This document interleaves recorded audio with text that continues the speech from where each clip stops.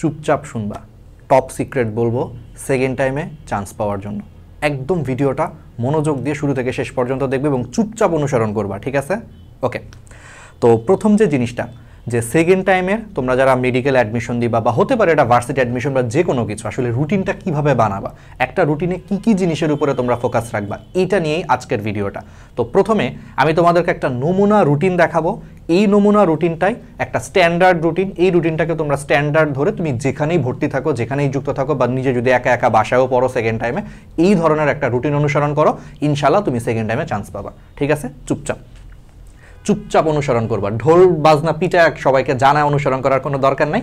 চুপচাপ অনুসরণ করো, ইনশাল্লাহ তোমার সফলতাই তোমার হয়ে কথা বলবে সেকেন্ড টাইমে যখন চান্স পাবা।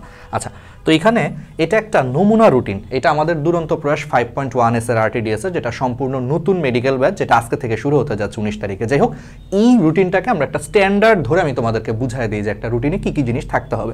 প্রথমত দেখো, এই রুটিনটায় দেখো ভেক্টরের ক্লাস আছে। তো মেডিকেলে যারা প্রিপারেশন নিবা তারা অলরেডি কিন্তু জানো যে ভেক্টরটা হচ্ছে শর্ট সিলেবাসের চ্যাপ্টার। তো তোমরা একটু ফার্স্টেই খেয়াল করো যে প্রথমে দেখো এই রুটিনটা মোটামুটি 19 তারিখ থেকে শুরু হয়ে 3 তারিখ পর্যন্ত, এরপরে ঈদের বন্ধ, মানে কুরবানিদের আগ পর্যন্ত রুটিন। তো মোটামুটি এখানে 15 দিনের মতো হচ্ছে একটা রুটিন বানাইছি। তো খেয়াল করে দেখো প্রথমেই এই 15 দিনের রুটিনে কি কি ক্লাস রাখছি আমরা। দেখো ফিজিক্সের ক্লাস আছে, দেখো বায়োলজির ক্লাস আছে, ইংলিশের ক্লাস আছে, দেখো জিকের ক্লাস আছে, দেখো তোমার হচ্ছে কেমিস্ট্রির ক্লাস আছে। তার মানে কি দেখছো, মেডিকেল অ্যাডমিশনে যেই 5টা সাবজেক্ট থেকে প্রশ্ন আসে, সেই 5টা সাবজেক্টই কিন্তু আসলে 15 দিনে আমরা পড়াবো। তার মানে তোমাদের রুটিন, তুমি বাসায় বসে পড়ো বা অন্য যে কোনো প্ল্যাটফর্মের সাথে যুক্ত থাকো না কেন, তোমরা এরকম একটা রুটিন বানাবা যে প্রতি 15 দিনে যাতে সবগুলা চ্যাপ্টারই, মানে সবগুলা সাবজেক্টই তোমার একটু একটু করে যাতে পড়া হয়।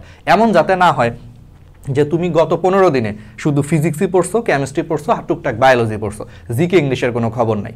এরকম যদি করো সেকেন্ড টাইমে, তাহলে কিন্তু চান্স পাবা না।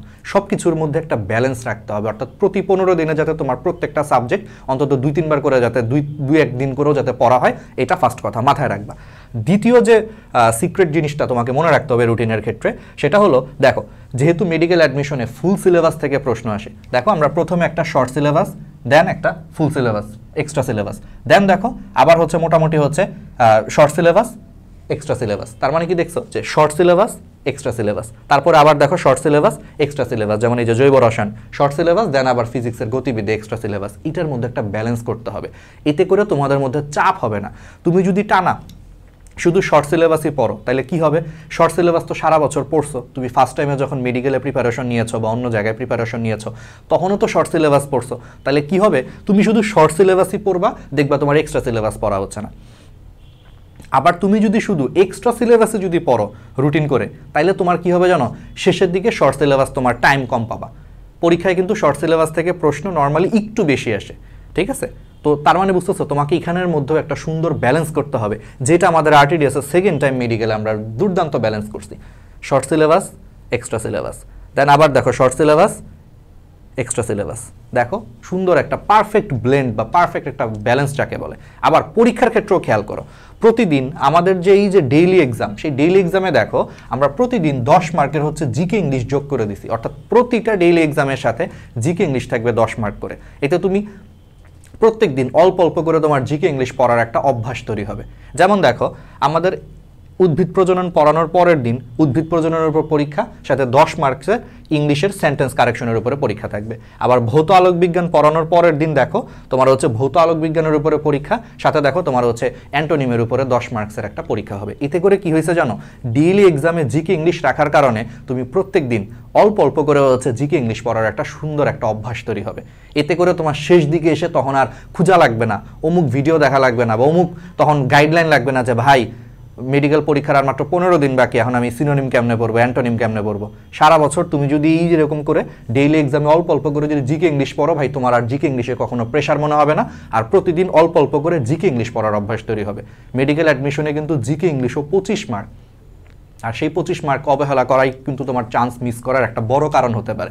এই জন্য এরকম করে প্রত্যেক দিন পড়লে দেখবা দুর্দান্ত একটা জিনিস হয়েছে। তাহলে আমি আরেকবার একটু রিক্যাপ করি, তাহলে কি কি হইলো রুটিনটায়। প্রথমে দেখো একটা এরকম 15 দিনের রুটিনে সব সাবজেক্টই রুটিন করে হচ্ছে তুমি পড়বা, দেন তুমি কি করবা, এই সব সাবজেক্টের মধ্যে আবার কি করবা, short syllabus, extra syllabus, short syllabus, extra syllabus, এরকম একটা ব্যালেন্স করবা, যাতে বেশি বেশি শুধু শর্ট সিলেবাসই পড়া না হয় বা যাতে শুধু বেশি এক্সট্রা সিলেবাস পড়া না হয়, দুইটার মধ্যে যাতে ব্যালেন্স থাকে, ঠিক আছে?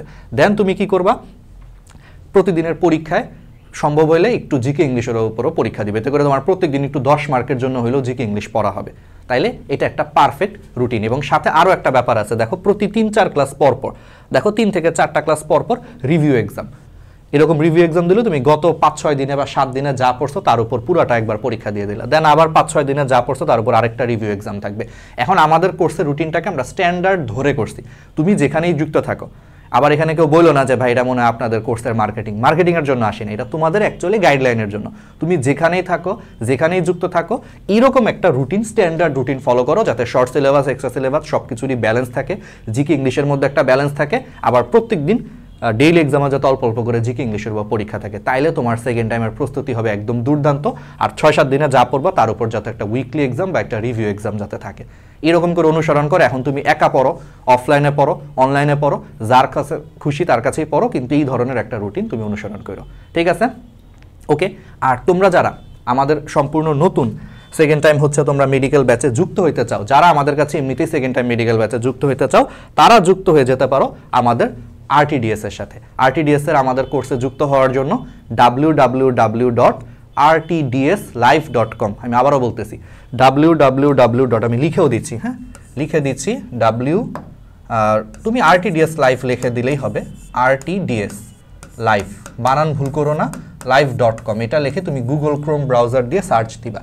গুগল ক্রোম ব্রাউজার দিয়ে সার্চ দিলে তোমার এরকম একটা সুন্দর একটা ওয়েবসাইটে চলে আসবে, সেখানে আমাদের ছবি দেওয়া আছে।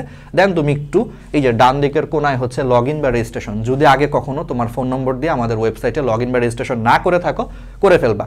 আর করা থাকলে দেখবা যেখানে ড্যাশবোর্ড আসবে। যাই হোক, একটু স্ক্রল করো, একটু স্ক্রল করে দেখো এই যে new second timer medical batch for HSC 24। যারা আমাদের সাথে যুক্ত হতে হচ্ছে, আমি আবারও বলতেছি, যে যুক্ত হতে চাও না কোনো সমস্যা নেই, ঠিক আছে? তোমাকে যে রুটিনটা যে অনুসরণ করতে বললাম সেটা অনুসরণ করলেই হবে। চলে আসো, দেন এই যে এখানে ক্লিক করো, বিস্তারিত দেখোতে ক্লিক করো।